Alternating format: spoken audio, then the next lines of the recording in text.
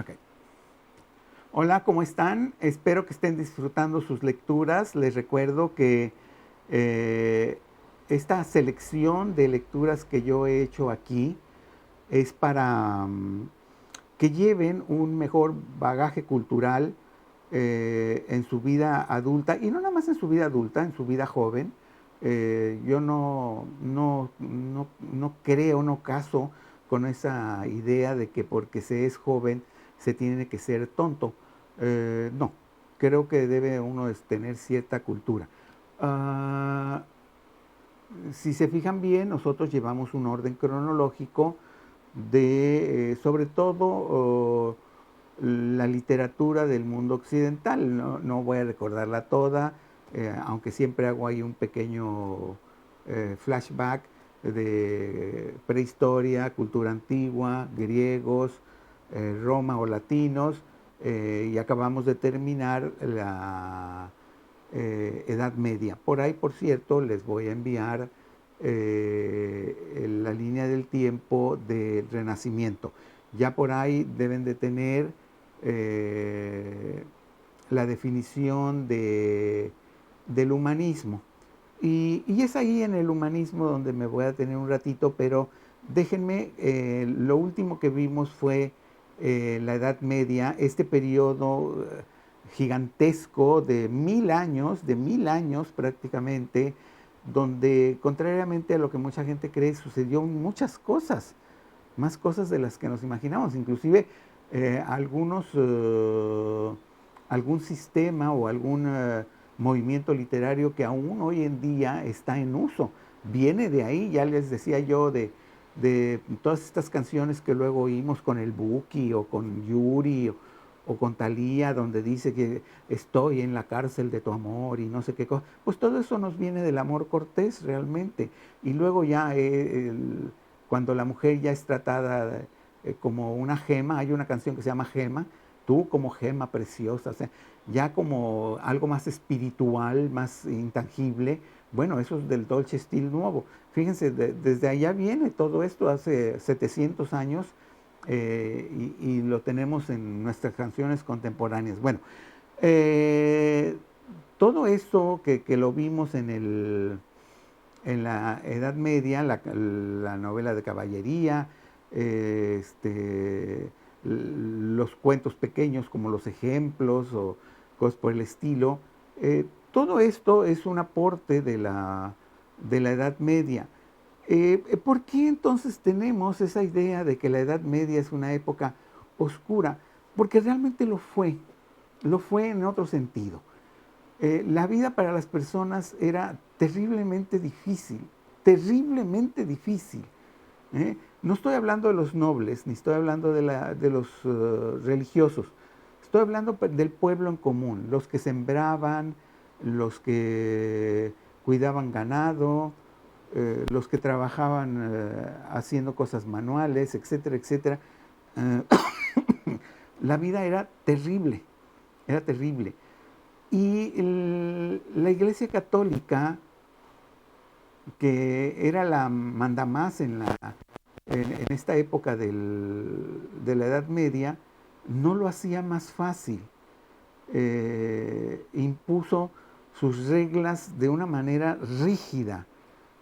Y la otra parte, el otro estamento, o sea, la otra parte de lo que estaba dividido, es decir, los trabajadores, los campesinos, la gente que trabaja con sus manos, los nobles, y luego teníamos la iglesia. Esas eran las tres divisiones sociales. Estas dos divisiones realmente hicieron la vida de cuadritos de la mayoría de las personas que vivieron en la Edad Media. Y desde luego ellos eran los que ordenaban a veces cosas crueles como castigos y demás. Eh, Fue una época en que prácticamente el ser humano fue borrado. Si recuerdan bien en su mapa, no en su mapa, sino que en su línea del tiempo, la D de Dios está gigantesca y la H del hombre es muy pequeñita, porque se empequeñeció, no nada más por la iglesia, sino por los nobles también, que realmente trataban con la punta del pie a sus trabajadores. Les recuerdo que toda la tierra era de los caballeros o era de la iglesia. En el caso de los caballeros, si la cosecha había sido pésima, ellos de todos modos se cobraban su parte. Si el campesino se quedaba sin comer, aunque él era el que había sembrado y todo, pues ni modo, a ver cómo le haces, a ver de dónde consigues comida. Pero el caballero se llevaba su parte, porque las tierras eran del caballero, del noble. ¿Sí? Entonces, ahí vemos de alguna manera cómo el hombre prácticamente era un cero a la izquierda. Si después tomamos en cuenta la concepción que tenía la iglesia de que realmente nuestra verdadera recompensa iba a ser después, cuando ya estábamos muertos, de que podíamos llegar al paraíso o podíamos estar ante la presencia de Dios o algo así, pero no, si nosotros no teníamos en esta vida una recompensa o nuestra vida fuera mejor, eso no contaba. Eso no contaba, porque habíamos venido al mundo, si no a sufrir, pero si sufríamos no importaba, porque después íbamos a tener acceso al paraíso y ahí iba a ser una vida eterna de felicidad. Normalmente esa era la idea. La menciono porque al final de la Edad Media, ahí por el 1400, de hecho es un poquito antes, 1360, 1370, empieza a haber un movimiento que es más bien un movimiento filosófico o de escritores, en donde la figura del hombre es redimida y se pone en el centro de todo. Ustedes saben que a mí me gusta mucho la pintura y que conozco bastante de pintura. Del 1350 para atrás, prácticamente no hay retratos de nadie. No hay retratos de nadie, del noble este o del noble, prácticamente no hay nada. Lo único que hay son, sí, retratos de la Virgen, retratos de los santos, escenas de la Biblia, pero nada del hombre per se, o sea, el hombre como tal. Sí, ahí no hay nada. El hombre prácticamente no existía y no tenía por qué ser retratado. Lo que se retrataban pues eran las divinidades, los seres divinos, los santos y todas estas personas. Esto, desde luego, ponía al hombre en una enorme desventaja porque pues no podía dejar huella de lo que él había hecho. ¿Y qué es lo que hace el humanismo? El humanismo nos dice, no, sí puedes dejar huella, sí puedes escribir, tú, ser humano, sí eres capaz de crear historias, de crear novelas, de crear cuentos, poemas, con tu nombre. ¿Sí? No hay nada de ningún problema. Ese es el humanismo. El humanismo revive, sobre todo, los géneros literarios de la antigüedad clásica. Recuérdense que cuando yo les digo clásica, normalmente son griegos y romanos. Entonces se reviven en el humanismo y con esto ya de alguna manera se va preparando para llegar a lo que va a ser el Renacimiento. Ahora, regreso al humanismo. El humanismo, como les dije, es más o menos sucede entre 1360, 1370, hasta más o menos 1500. Ahí en el 1500 es cuando podríamos decir que empieza el Renacimiento, aunque acuérdense lo que les dije, esto no se corta como pastel. Les voy a dar una rebanada de esto, una rebanada de lo otro. No, esto no es así. La verdad es que el Renacimiento, por ejemplo, ahora que les platique del Renacimiento, vamos a ver cómo no siempre todo sucede en el mismo tiempo, mientras que Italia desde 1300 1400 y tanto, 1410, en fechas tan tempranas, ya están en el Renacimiento prácticamente. En otros países, como en Inglaterra, el Renacimiento llega muy tardíamente. Inclusive en España también llega muy tardíamente. Pero me regreso al humanismo, porque ahí en el humanismo yo les mandé por ahí por escrito 3 fechas que son fundamentales y que también van de alguna manera, van anunciar ya lo que es el Renacimiento. Son 3 eventos que fueron muy importantes. Ahí no me acuerdo mucho de las fechas, pero más o menos en 1450, la invención de la imprenta. El hecho de que los libros pudieran llegar a más personas es importante. Ahora, déjenme matizar este asunto. El que ya existiera la imprenta no quiere decir que todo el mundo podía comprar un libro. De hecho, la mayoría, ¿para qué lo compraba si no sabían leer y escribir? Sí, pero ya teniendo un libro con uno que pudiera leer, ese podía leerle para todos los demás. No que en otras circunstancias, pues como eran libros hechos a mano, pues nada más el príncipe o el duque o el cardenal o el papa o estas personas tan encumbradas tenían acceso a los libros. De esta manera el libro ya va llegando a mayorías, y cuando hay un deseo de algo, por ejemplo, un fenómeno que a ustedes les ha tocado es el del teléfono celular.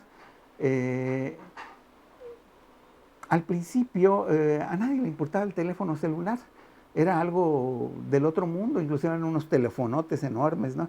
Pero de repente se empezó a poner de moda y ahora todo el mundo tiene un teléfono celular, ¿sí?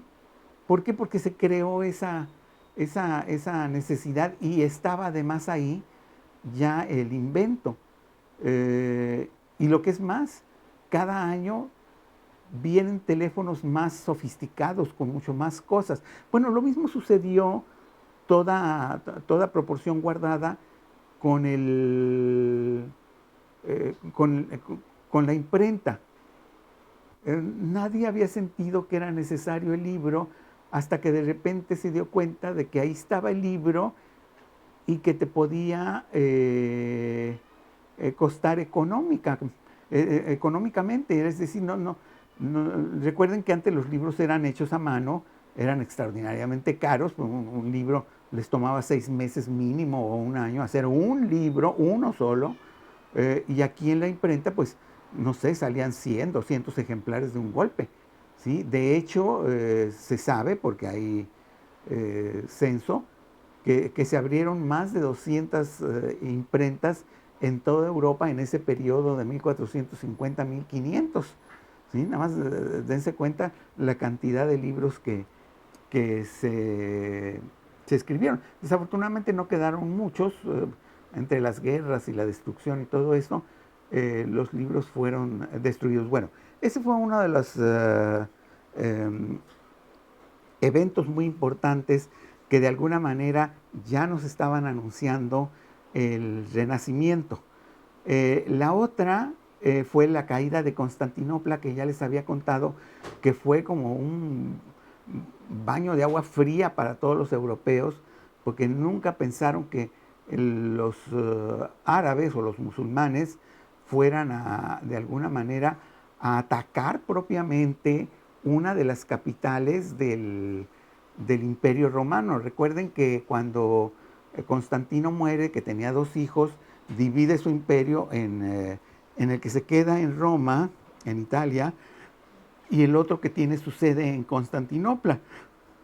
Este de Constantinopla, que es un imperio romano también, es el que cae, el que sucumbe, y con ello también vienen ciertas influencias, como la gran mayoría de los intelectuales científicos huyen hacia el otro imperio romano, que es el que está acá en Roma, en Italia, que todavía no se llamaba Italia, se llamaban los estados de la Iglesia o los estados, tampoco creo que se llamaban Vaticanos, creo que se llamaban algo así como estados de la Iglesia o algo así.